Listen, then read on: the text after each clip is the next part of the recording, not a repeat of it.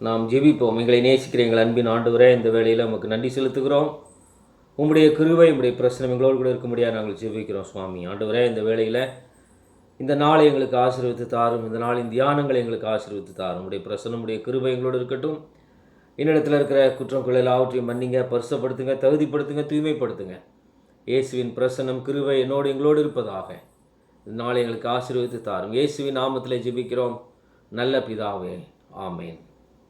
நாம் சங்கீதங்களிலிருந்து நாம் தியானித்து வருகிறோம். தொடர்ந்து இந்த நாளிலும் சங்கீதங்களில் நாம் தியானிக்கிறோம். சங்கீதம் 2 அதில் நாம் கடந்து வருகிறோம். சங்கீதம் 2. ஜாதிகள் கொந்தளித்து ஜனங்கள் விருதா காரியத்தை சிந்திப்பானேன். கர்த்தருக்கு விரோதமாகவும் அவர் அபிஷேகமணினருக்கு விரோதமாகவும் பூமியின் ராஜாக்கள் எழும்பி நின்று அதிகாரிகள் ஏகமாய் ஆலோசனை பண்ணி அவர்கள் கட்டுகளை அறுத்து அவர்கள் கயிறுகளை நம்மை விட்டு எரிந்து போடுவோம் என்கிறார்கள். பரலோகத்தில் வீற்றிருக்கிறவர் நகைப்பார், ஆண்டவர் அவர்களை இகழுவார். அப்பொழுது அவர் தமது கோபத்திலே அவர்களோடு பேசி தமது உக்கிரத்திலே அவர்களை கலங்க பண்ணுவார். நான் என்னுடைய பரிசுத்த பர்வதமாகிய சீயோன் மீதில் என்னுடைய ராஜாவை அபிஷேகம் பண்ணி வைத்தேன் என்றார். தீர்மானத்தின் விவரம் சொல்லுவேன். கர்த்தர் என்னை நோக்கி, நீர் என்னுடைய குமாரன், நான் உம்மை ஜனிப்பித்தேன், என்னை கேளும். அப்பொழுது ஜாதிகளை உமக்கு சுதந்திரமாகவும் பூமியின் எல்லைகளை உமக்கு சொந்தமாகவும் கொடுப்பேன். இருப்பு கோலால் அவர்களை நொறுக்கி கொயக்கலத்தை போல் அவர்களை உடைத்து போடுவீர் என்று சொன்னார். இப்பொழுதும் ராஜாக்களே உணர்வடையுங்கள், பூமியின் நியாயாதிபதிகளே எச்சரிக்கையாயிருங்கள். பயத்துடனே கர்த்தரை சேவியுங்கள், நடுக்கத்துடனே களி கூறுங்கள். பிரியமானவர்களே, இந்த சங்கீதத்தில் ராஜாக்களை குறித்து, மக்களை குறித்து அநேக காரியங்களை நாம் பார்க்கிறோம். அவர்கள் கொந்தளித்து விருதா காரியத்தை சிந்திக்கிறார். என்ன சிந்திக்கிறார்கள்? எங்களால் இயன்றதையெல்லாம் நாங்கள் செய்வோம், எங்களுக்கு அதிகாரம் இருக்கிறது, எங்களிடத்தில் பணம் இருக்கிறது, எங்களிடத்தில் பலம் இருக்கிறது என்று ராஜாக்கள் நினைக்கிறார்கள். அவர்கள் ஆண்டவருக்கு விரோதமாக மேசியா, அபிஷேகம் பண்ணப்பட்டவர் மேசியா, இஸ் அனாயிண்டட் ஒன், அபிஷேகம் பண்ணப்பட்டவர் என்று இங்கே சொல்லப்படுகிறவர் மேசியா, அவருக்கு விரோதமாக அவர்கள் தீர்மானிக்கிறார்கள்.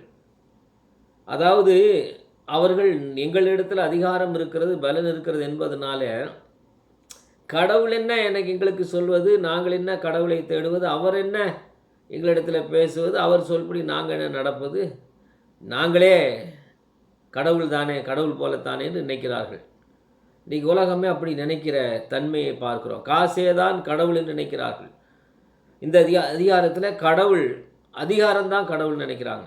எங்களுக்கு அதிகாரம் இருக்கிறது, நாங்கள் பெரிய ராஜாக்களாக இருக்கிறோம், எங்களுக்கு பதவி இருக்கிறது, எனவே நாங்கள் எதை வேண்டுமானாலும் செய்வோம் என்று நினைக்கிறார்கள். இது ராஜாக்களுக்கு மட்டுமல்ல, இப்படிப்பட்ட எண்ணத்தில் சாதாரண மக்கள், அதாவது ஓரளவுக்கு உயர்ந்த பணம் இருக்கிறவர்கள், அதிகாரம் இருக்கிறவர்கள் எல்லாம் கூட அப்படி நினைக்கிறார்கள். கிறிஸ்தவர்கள் கூட ஒருவேளை ஒரு உயர்ந்த பதவியில் வந்துவிட்டால், அநேக பொறுப்புகளை கையில் வைத்து கொண்டால், ஏதோ கடவுளே இருக்கிறாரா இல்லையா என்பது போல நடந்து கொள்கிறார்கள், தாங்களே கடவுள் என்று நடந்து கொள்கிறார்கள். அந்த அதிகாரம், பணபலம், அதிகார பலம் அவர்கள் கண்ணை மறைத்து விடுகிறது. தாங்கள் யார் என்று நினைப்பதை அவர்கள் யோசிப்பதில்லை. தாங்கள் யார் சாதாரண ஆள் நினைக்கிறதில்லை. தாங்கள் ஏதோ உலகத்தையே கட்டி அரசாளுகிறவர்கள் என்று நினைக்கிறார்கள். பணம் இருக்கிறது, பதவி இருக்கிறது, நினைத்ததெல்லாம் செய்யக்கூடிய அளவுக்கு எங்களுக்கு சக்தி இருக்கிறது, பலன் இருக்கிறது என்று நினைக்கிறார்கள்.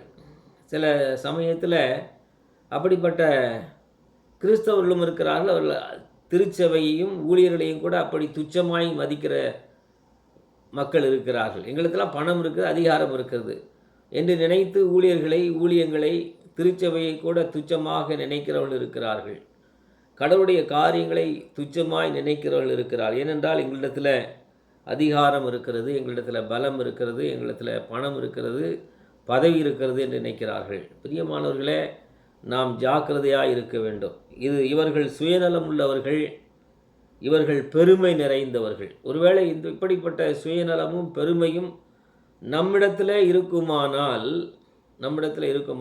நாம் ஜாக்கிரதையாக இருக்க வேண்டியது அவசியமாக இருக்கிறது.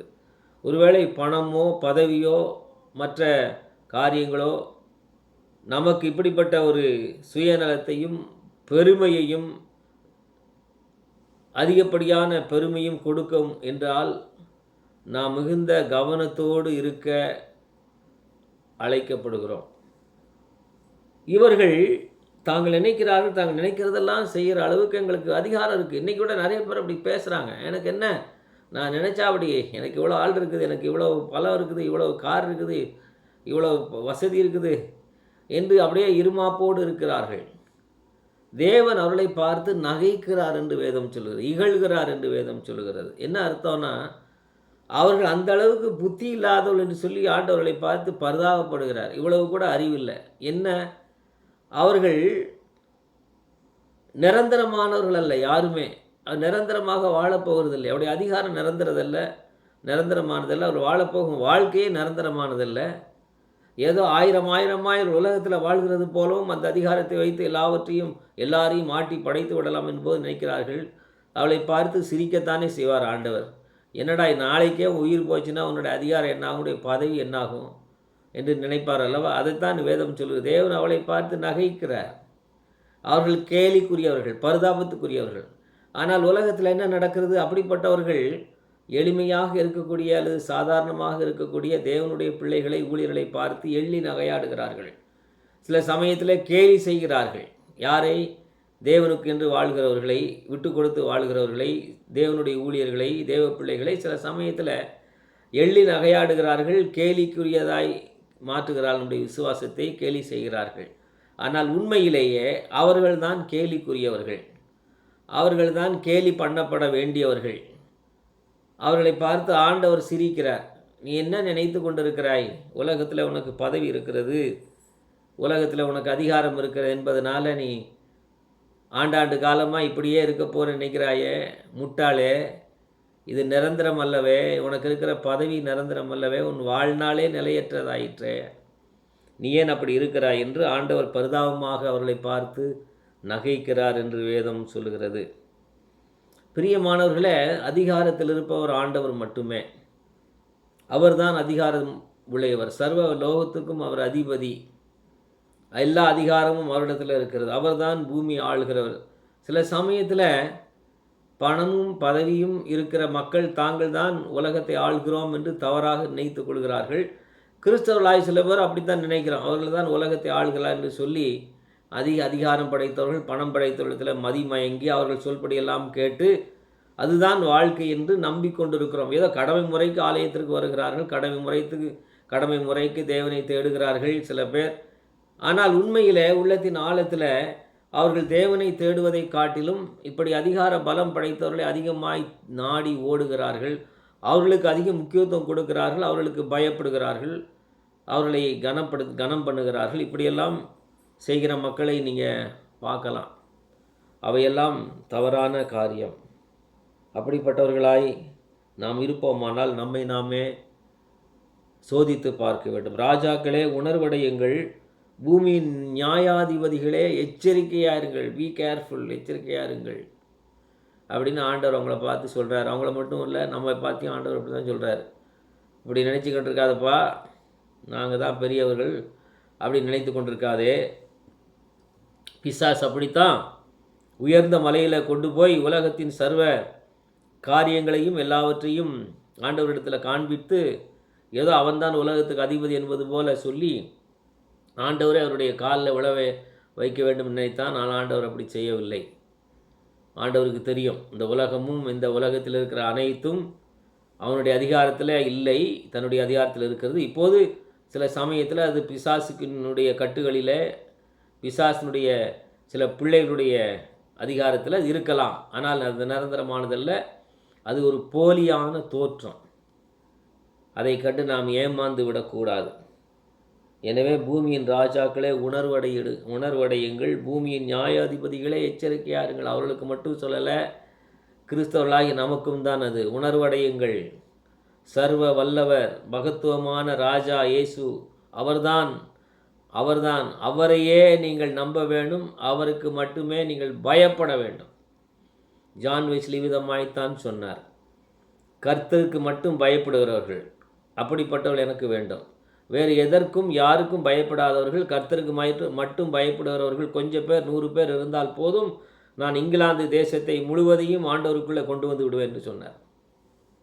People who are not afraid of anybody, any power, and people who are afraid of only God. ஆண்டவருக்கு மட்டும் பயப்படுகிறவர்கள்.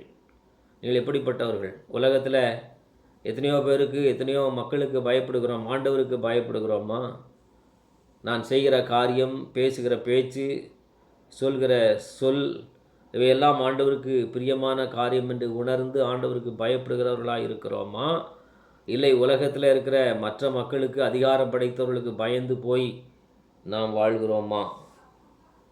பயத்துடனே கர்த்தரை சேவியுங்கள், நடுக்கத்துடனே கழிவுறு. ஆண்டவருடைய சமூகத்தில் பயத்தோடு கூட, தெய்வ பயத்தோடு கூட, ஆண்டவர் தான் தெய்வ பயம் என்றால் என்ன? ஆண்டவருக்கு பிரியமில்லாத எதையும் நான் செய்ய மாட்டேன் என்று தீர்மானத்தோடு வாழ்வது. ஆண்டவருக்கு பிரியமில்லாத எதையும் நான் செய்ய மாட்டேன், ஆண்டவர் பிரியமுள்ள காரியங்களை மட்டுமே செய்வேன், அவருக்கே முக்கியத்துவம் கொடுப்பேன், அவரே கனம் பண்ணுவேன், அவருக்கே எல்லாவற்றையும் நான் கொடுப்பேன், கனம் மகிமை எல்லாம் அவருக்கே சொந்தம் என்று நினைப்பது தான் கர்த்தருக்கு பயப்படுதல்.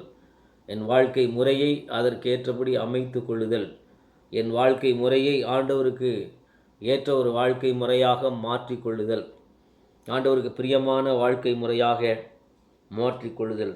பயத்துடனே கர்த்தரை சேவியுங்கள். சேவியுங்கள் என்று சொன்னால் ஏதோ ஒரு மணி நேரம் ஆராதனை செய்வதும் அல்ல, வாழ்க்கை முழுவதும் அவருக்கு அர்ப்பணிப்பது, அவரை சேவிப்பது. யோசுவா சொன்னார் அல்லவா, நானும் என் வீட்டாரும் என்றால் கர்த்தரையே சேவிப்போம் என்று சொன்னார். என்ன அர்த்தம்? நீங்கள் எதை முக்கியப்படுத்துங்கள் எனக்கு தெரியாது. யோசுவா சொன்னார், எனக்கு எதை முக்கியப்படுத்துறீங்கன்னு தெரியாது. ஒருவேளை நீங்கள் பதவியை முக்கியத்துவப்படுத்துவதாக இருக்கலாம், ஒருவேளை உலகத்தில் இருக்கிற பல காரியங்களை, பல விஷயங்களை நீங்கள் முக்கியப்படுத்துகிறவர்களாய், கனம் பண்ணுகிறவர்களாய், அவற்றை பெரிவுபடுத்துகிறவர்களாய் இருக்கலாம். ஆனால் யோசுவா சொன்னார், நானும் என் குடும்பமும் ஆண்டவருக்கு மட்டும்தான் கீழ்ப்படியும், அவருக்கு மட்டும்தான் முக்கியத்துவம் கொடுப்போம், அவரை மட்டுமே நாம் கனம் பண்ணுவோம், வேறு யாரையும் நாங்கள் பண்ண மாட்டோம். அவரே எங்கள் வாழ்க்கை நடுநாயகமாக இருப்பார். என் குடும்பத்தில் எனக்கு, என் பிள்ளைகளுக்கு, என் மனைவிக்கு இயேசுவே நடுநாயகமாக இருப்பார். அவரே பயத்துக்குரியவராக இருப்பார், அவரே மரியாதைக்குரியவராக இருப்பார், அவரே கனத்துக்குரியவராக இருப்பார். அவரை மிஞ்சி எதுவும் நாங்கள் வைத்திருப்பதில்லை, அவர்தான் எங்களுக்கு எல்லாம் என்று சொல்லி சொன்னார் யோசுவா. நானும் என் வீட்டாருமோ என்றால் கர்த்தரையே சேவிப்போம் என்றால் என்ன அர்த்தம்? கர்த்தரை மட்டுமே சேவிப்போம், அவர்தான், அவரை தவிர எங்களுக்கு முக்கியமானது என்று உலகத்தில் எதுவுமே இல்லை என்ற நிலையில் யோசுவா இருந்தார் என்பதை நாம் மறந்துவிடக்கூடாது பிரியமானவர்களே. அதைத்தான் இந்த வசனம் சொல்லுகிறது, பயத்துடனே கர்த்தரை சேவியுங்கள், நடுக்கத்துடனே கழிகூறுங்கள். அது என்ன அர்த்தம்? கர்த்தரிடத்தில் சந்தோஷமாக இருப்பது. நடுக்கத்துடனே என்று சொன்னால் நடுங்கிக் கொண்டே என்ற அர்த்தம் அல்ல. தெய்வ பயத்தோடு கூட நான் நிலையற்றவன் ஆண்டவரே, நான் தகுதியற்றவன் சுவாமி, நான் ஒன்றுமில்லை என்ற உணர்வோடு கூட சர்வ வல்லவருடைய மகத்துவத்தை உணர்ந்தவர்களாய், அவருடைய மகிமை உணர்ந்தவர்களாய், அவரோடு கூட இசைந்து வாழ்வது, களி கூறுவது, சந்தோஷப்படுவது. எதில்? அவருடைய வல்லமையில் சந்தோஷப்படுவது, அவருடைய மகிமையில் சந்தோஷப்படுவது, அவருடைய அதிகாரத்தில் சந்தோஷப்படுவது, அவருடைய செயலில் சந்தோஷப்படுவது, அவர் செய்கிற ஒவ்வொரு காரியங்களிலும் மகிழ்ச்சி அடைவது. நம்முடைய மகிழ்ச்சி கர்த்தர் சார்ந்திருக்கிறது, கர்த்தர் செய்கிற காரியங்களை சார்ந்திருக்கிறது. அவருடைய செய்கைகள், அவர் செய்கிற காரியங்கள், அவர் நம்மை வழிநடத்துகிற விதங்கள், இவற்றை பார்த்து நாம் ஆண்டவரை துதிக்கிறோம், ஸ்தோத்திரிக்கிறோம், சேவிக்கிறோம், களி கூறுகிறோம், மகிழ்ச்சியாய் இருக்கிறோம். இதைத்தான் இந்த சங்கீதத்தினுடைய பகுதி நமக்கு தெளிவாக சொல்கிறது. ராஜாக்களை பார்த்து ராஜாக்களைப் போல நினைக்கிறார்களே, அப்படிப்பட்ட தங்களை ஏதோ உலகத்தையே தங்கள் கைக்குள்ளே வைத்திருக்க நினைக்கிற மக்களை விட்டு ஒதுங்கி இருங்கள். அப்படிப்பட்ட எண்ணம் எனக்கும் உங்களுக்கும் வராதபடி ஆண்டவரே தடை செய்யும் என்று ஜெபத்தில் இருங்கள். அப்படிப்பட்ட எண்ணம் வராதபடி ஆண்டவர் நம்மை காத்து கொள்ளட்டும். அப்படிப்பட்ட மக்களோடு நமக்கு எதுவும் பங்கும் வேண்டாம், அவர்களோடு எந்த விதமான பெரிய நட்புறவும் வேண்டாம். கர்த்தரையே சேவிப்போம். ஆண்டவர் தான் எங்களுக்கு முக்கியம், அவருக்குத்தான் முக்கியத்துவம் கொடுக்குறோம். உலகத்தில் எவ்வளவு பணமும் பதவியும் எவ்வளவோ விஷயங்கள் இருந்தாலும் அவற்றையெல்லாம் நாங்கள் பெரிதுபடுத்துவதில்லை. எங்களுக்கு தெரியும் அது நிலையற்றது, அது நிரந்தரமானதல்ல, உண்மையானதல்ல, போலியானது, உண்மையானதல்ல என்று நாங்கள் அறிந்து ஆண்டவரை மட்டும் சேவிக்கிறோம் என்ற நிலையில் நாம் வாழுவோம். ஆண்டவர் நம்மை ஆசீர்வதிப்பார். ஜெபம் செய்வோம். எங்களை நேசிக்கிற எங்கள் அன்பின் ஆண்டவரே, இந்த நாளில் கூட உடைய சமூகத்தில் நாங்கள் எங்களை ஒப்புக் கொடுக்குறோம். உம்மையே சேவிப்பவர்களாக ஆண்டவரே, உமக்கு நடுங்கி ஆண்டவரே, உமக்கு கீழ்ப்படிந்து ஆண்டவரே, உமக்கு உண்மையாய் ஆண்டவரே, உமக்கு பயந்து வாழும் பிள்ளைகளாக இருக்க உதவி செய்யும். எந்த காலகட்டத்திலும் பெருமையோ ஆண்டவரே, கர்வமோ ஆணவமோ எங்கள் இதயத்தில் வந்து விடாதபடி உம்முடைய சமூகத்தில் நாங்கள் யார் என்று அறிந்தவர்களாக உம்மை தொழுது கொள்ள உம்மிடத்தில் ஆண்டவரே நாங்கள் வாழ எங்களுக்கு உதவி செய்யும். இந்த நாளை எங்களுக்கு ஆசீர்வதித்து தாரும். இந்த நாளில் பலவீனங்கள் சுவீனங்கள் இருக்கிற மக்கள் உண்டு. தொட்டு சுகப்படுத்துங்க, பலப்படுத்துங்க. இயேசுவின் வல்லமை ஒரு சரீரத்தில் இறங்கட்டும் ஆண்டவரே. இந்த நாளை ஆசீர்வதித்து தாரும். இயேசுவின் நாமத்தில் ஜெபிக்கிறோம் நல்ல பிதாவே, ஆமேன். நம்முடைய கர்த்தராகிய இயேசு கிறிஸ்துவினுடைய கிருபையும் பிதாவாகிய தேவனுடைய அன்பும் தூய ஆவியானவருடைய ஐக்கியமும் நம் அனைவரோடும் இன்றும் இன்றும் சதா காலமும் தங்கியிருப்பதாக, ஆமேன். என் ஆத்துமாவே கர்த்தரை ஸ்தோத்திரி, என் முழு உள்ளமேருடைய பரிசுத்த நாமத்தை ஸ்தோத்திரி. என் ஆத்துமாவே கர்த்தரை ஸ்தோத்திரி, அவர் செய்த சகல உபகாரங்களையும் மறவாதே.